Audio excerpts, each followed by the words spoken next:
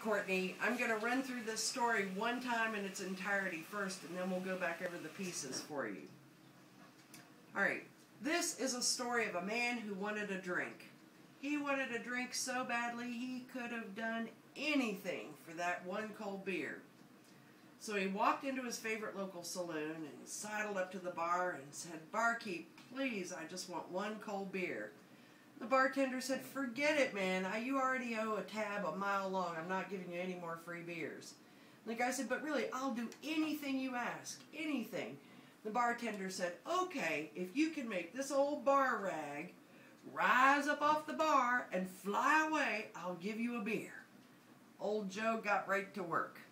He smoothed out the towel on the table and pretended it was a flying carpet, a magic carpet, and he smoothed it out and he concentrated and he focused and nothing happened. So he thought, well, maybe if I put a cockpit on the front of this, then I'll be able to make it rise up and it'll improve the aerodynamics of it and it'll fly a little bit better. So he put a point on the bar rag and concentrated and focused, and still it wouldn't fly. So he thought, well, maybe if I just fold down the end here, that'll be like a cockpit for this airplane, and that will help it rise up and fly away. And he concentrated and he hoped and prayed, and nothing happened. Meanwhile, at the other end of the bar, there were a couple of hookers down there, and one of them asked the bartender, "What is he doing down there with that towel on the bar?"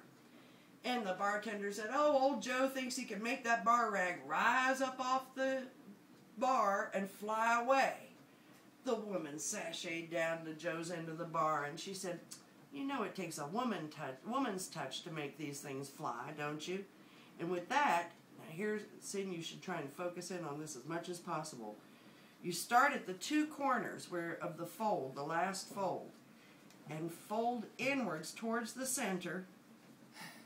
And with that, she made the bar rag rise up and fly away. All right, now, Cindy, come down here with that. Don't turn it off yet. Come down here, and I'm going to go over the fine details of how you fold the towel. The bigger the towel, the bigger the penis. So the first fold that you do is you always want to fold it in half first so that you have a nice folded edge along the top towards your audience. Then you want to make a crease like this and fold it down. Are you getting this in? Mm-hmm. So that the two corners meet right here and you have a nice good point right up at the front. Then the cockpit, you want to take this and fold it under one time just like that. Then when you fold, you want to do this in one quick movement.